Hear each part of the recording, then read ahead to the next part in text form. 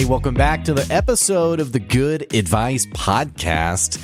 Welcome to the show today. We are looking to talk about some business advice today, some entrepreneurial advice, and whether you are just starting out or you are a long-term business owner, I can promise you you're going to get good advice today. No fluff, just good advice. We're going to be talking a little bit of leadership today, a little bit of a headline that I guess figuratively came across my desk earlier this week.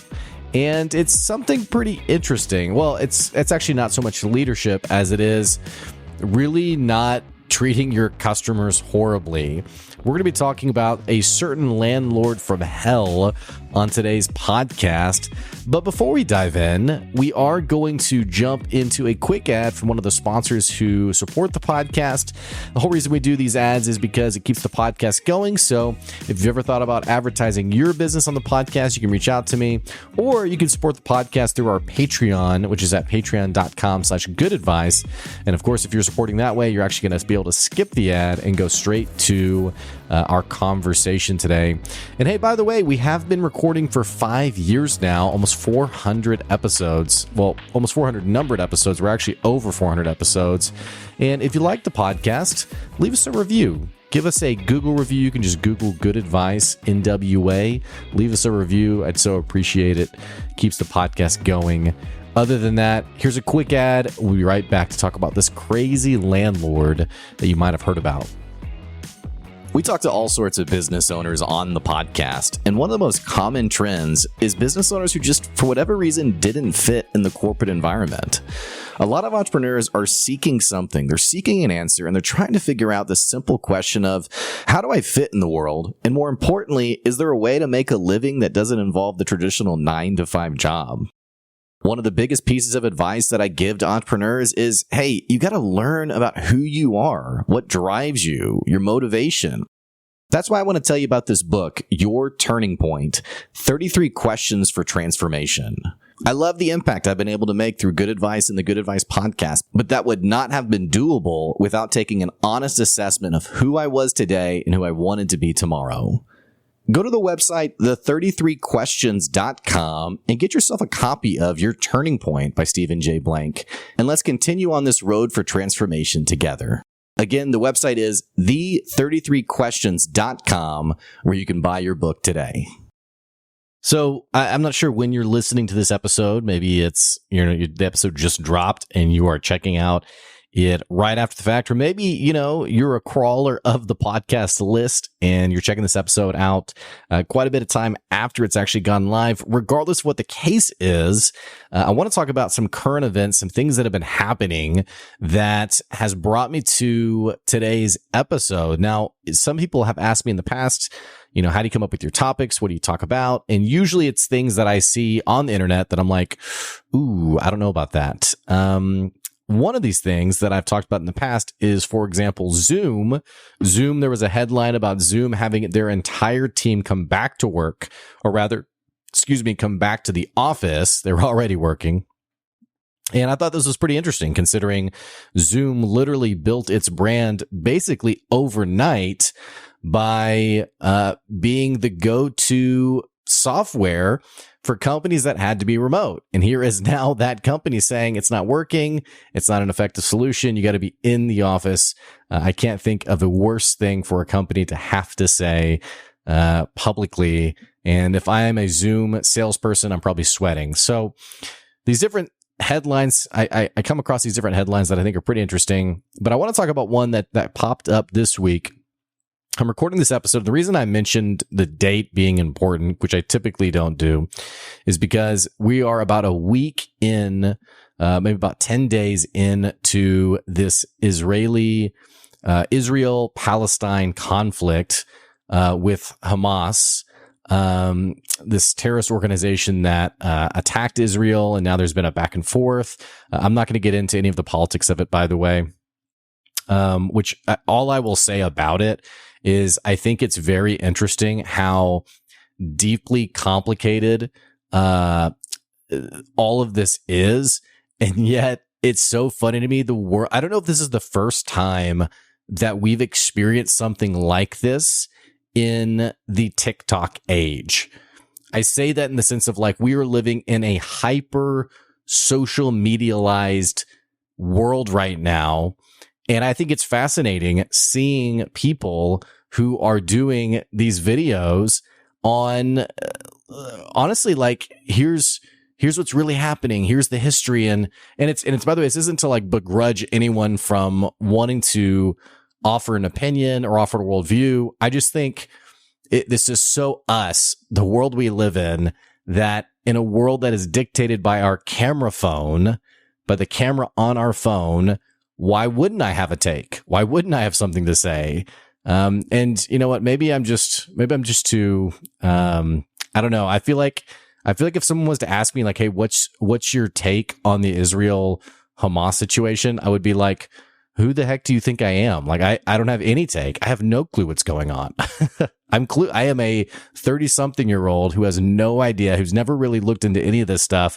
So of course I have no idea. Now, someone who's been like an expert offering their opinion, I'm fine with that. But I just think it's interesting. I think it's kind of funny. People just jumping in with their take. All that to say, we're not talking about that today. I do want to talk about the first day one of that conflict. As you may know, there was a festival, like a concert series. I think they actually described it as a music festival that had hundreds of people at it. And Hamas attacked it, killed a bunch of people, took a bunch of people hostage as well.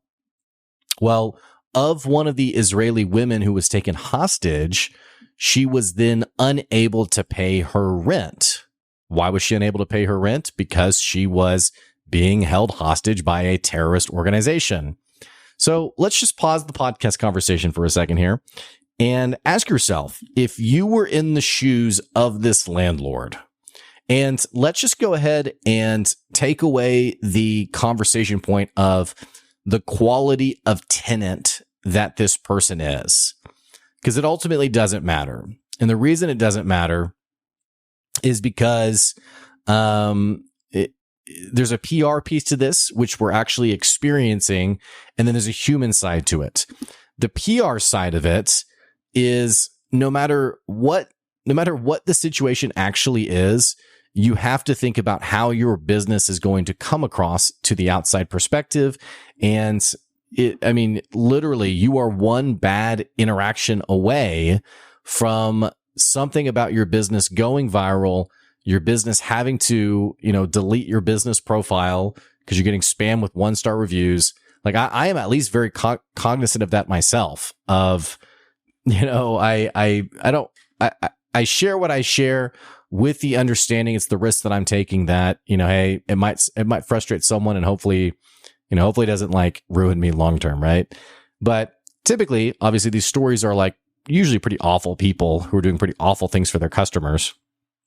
But ignoring the PR piece to it, let's talk about the human piece to it. You have a tenant who can't, they are being held hostage. This is probably the scariest, worst experience of your entire life to be in this situation. The Israeli woman, the hostage, excuse me. As a landlord, what's the right thing to do? What should you do? Now, I'm going to assume that most of us are probably on the same page. Now, if it was me personally, I would probably just forget the rent. I'd be like, hey, you know what? This month's on me. Take care of yourself, figure it out, whatever. I'm going to put this money towards helping this person get back safely, I guess. What this landlord actually did was this landlord basically said to the woman's boyfriend, basically said, I don't care what the situation is, you need to pay your rent. Whether you need, and I think actually, let's find like what actually, the boyfriend said, here's what's happening. The landlord then said, let me make it clear to you. You have an obligation for the rent for 2,500 shekels, which was about $630. You can talk to her parents about vacating the room. Blah, blah, blah, blah. Bottom line, it has to be paid. So think about for a second the missed opportunity to show empathy here And sometimes I find myself like on these podcast episodes, like talking about a concept that I feel like is so obvious. And yet I come across a story like this that just blows my mind. It's funny to me how often we talk about the simple things on this podcast that people are not doing. I've told a story before about the guy who he sold a protein powder and one of his customers asked for extra scoopers. And the guy I was talking to was like, I feel like my customer's taking advantage of me. And I was like, really? Like, this is really what you think? So all this to say, it's less about even showing empathy. Like whenever a customer works with me, I have a mentality of, okay, how do I continuously week after week wow this person? How do I wow this person? Or more importantly, how do I make this person feel like they are my only customer? Like, how do I feel like, or maybe that's not the right way to put it. How do I make them feel like they are customer priority number one? Right? And what I'm doing is I'm curating a customer experience. I don't always do a great job at it, but I'm curating a customer experience so that this person is a long-term buyer. And even if what I'm providing is a one-time solution, I want them to think of me when they have a problem later down the road, or I want them to be the biggest freaking fan of my business that they're going to scream from the rooftops for their friends, family, fellow business owners, colleagues, whatever, for them to hire me. Like that is what I'm thinking about. And on one hand, this is just simply the right thing to do. I think when someone pays me their dollar, I have an obligation to do right by them and to give them what they paid for. But two, this is just smart business. Why would I kill myself working month after month trying to get that next sale when I already have the sale? Why would I be looking for the next customer when I already have the customer? Does this make sense? So when we talk about building your raving fans, this is the concept. We're talking about a curated experience that causes someone to want to buy from you again and again. And this is different. The context is different, I think, for every business in some ways. But on the other hand, I think there's just some very simple things you can be doing. Thank you cards, for example, are, it's like, oh, it's old fashioned. I don't have time for that. And yet a thank you card in a fully digital world could totally rock your customer's world. Does this make sense? So we have this person, this landlord, who's like, I don't care what the problem is. I don't care what's going on. Pay me my money. And I'm thinking surely you understand that in the short term, if you evict this person in the short term, you're not going to get money in your pocket in the short term. You're losing the money either way. So it works to your benefit then to try to make sure that this customer is okay well enough to actually pay their rent. And I think this is one of the problems I've seen in businesses as a whole, is an inability to see past the current day. It's an inability to think long term and understand what they will be doing. Perfect example. I'll talk to someone who is really struggling with their business. I'll say, hey, well, what's your plan for that? That's a tomorrow's problem. Man, I have no idea. And I'm thinking we're talking about the future of your business. We're talking about the future of your company, right? But what I've found is that many people are so stuck in the current day to day that they can't see where they want to take their business 6 months from now, 1 year from now, 2 years from now. And it's hard because you're in it. You're literally in it. So anyway, this is actually a shorter episode today. It's one of those episodes where I'm like, I think I've just said everything I wanted to say. I read this headline and I was like, hey, if your customers get kidnapped by terrorists, don't be a douchebag, I guess. Don't be that guy. Show a little empathy. I've always thought I'd be like the boss, by the way. And I don't know if I'll ever make enough money to be able to do this, but I've always thought I'd be the boss where if one of my employees went through a crisis, that I could just be like, hey, take time off, just come back whenever you want. Just come back whenever you're ready, within reason. right? Like if you disappear for 3 years, I'm probably going to be like, hey, do you work here anymore? Or, but I've just always thought, I don't know. I just think when we talk about real impact, like there's an opportunity for empathy to like really shape and mold your impact on people. And I don't know. I've just always thought, man, it'd be awesome to be the boss, to be like, hey, yeah, don't worry about it. You're taken care of. Go do. And by the way, I know there's some local businesses that's what they've done. As I had a friend of mine, Onyx Coffee. A friend of mine worked for Onyx Coffee. She got diagnosed with a brain tumor, and she had to have an emergency surgery. Fortunately recovered, but through that whole process, Onyx was like, hey, you're good. Don't worry about it. Like, seriously. Not only is the coffee delicious, but I've just always really admired that about Onyx since then. So, Onyx, if you're listening, please sponsor the podcast, by the way.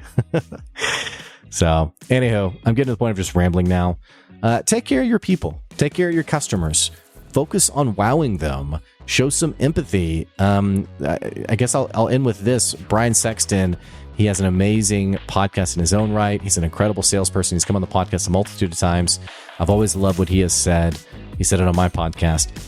Too many salespeople, they make the sale and then they develop the relationship enough so that, or excuse me, I'm saying it backwards. Too many salespeople, they nurture the relationship so that they can make the sale. And then when the sale is made, they move on. Not enough people make the sale and then they curate and they develop and they invest and they continue to pour into their customer. And when you do it that way, it becomes pretty easy to get your next customer. So all that to say, a shorter episode today. Thank you guys for listening. Thank you for supporting the podcast. Stay tuned. You're going to be seeing our top 10 most downloaded episodes on the show in the next several weeks, which I'm very excited to share. And that's been today's good advice. We'll catch you later. See ya.